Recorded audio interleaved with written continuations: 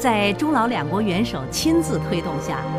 一带一路”中老友谊标志性工程中老铁路开通运营。中老铁路全长1035公里，线路北起中国西南地区的昆明市，向南经玉溪市、普洱市、西双版纳自治州，过中国莫憨铁路口岸和老挝莫丁铁路口岸，进入老挝北部地区，继续向南经朗南塔省、乌多姆塞省、琅勃拉邦省、万象省，到达老挝首都万象市。中老铁路全线采用中国标准，设计时速160公里，为1级电气化铁路。全线新建车站38个，办理客运或货运业务的车站23个。开通初期，在昆明至万象南间开行双向跨境货物列车，在昆明至莫憨、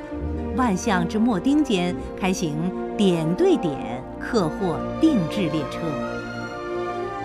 中老铁路穿越众多山脉和水系，沿线地质结构复杂，以高标准、可持续、惠民生为目标。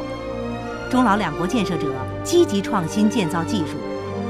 成功建设了167座隧道和301座桥梁，坚持人与自然和谐共生，建成了绿色环保铁路。中老铁路沿线车站充分融合地域文化，致力于提供现代化、人性化服务。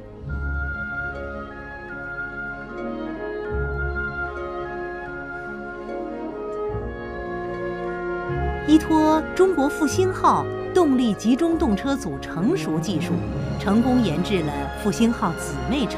老挝澜沧号动车组。秉持共商、共建、共享理念，中老两国加强风险防控，建设廉洁之路，合力攻坚克难，厚植中老友谊。依托中老铁路，沿线旅游、农业、水利等产业发展和城市化建设将迎来新的机遇。中老铁路的建成通车，开辟了老挝铁路运输新纪元，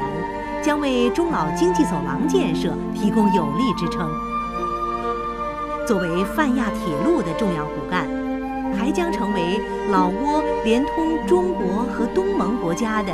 金钥匙。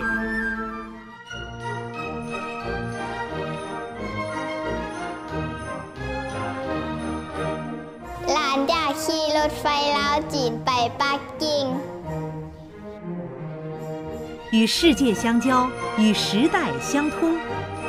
中老铁路是两党两国共建“一带一路”倡议与变陆锁国为陆联国战略对接的成功范例，必将谱写中老友谊崭新篇章。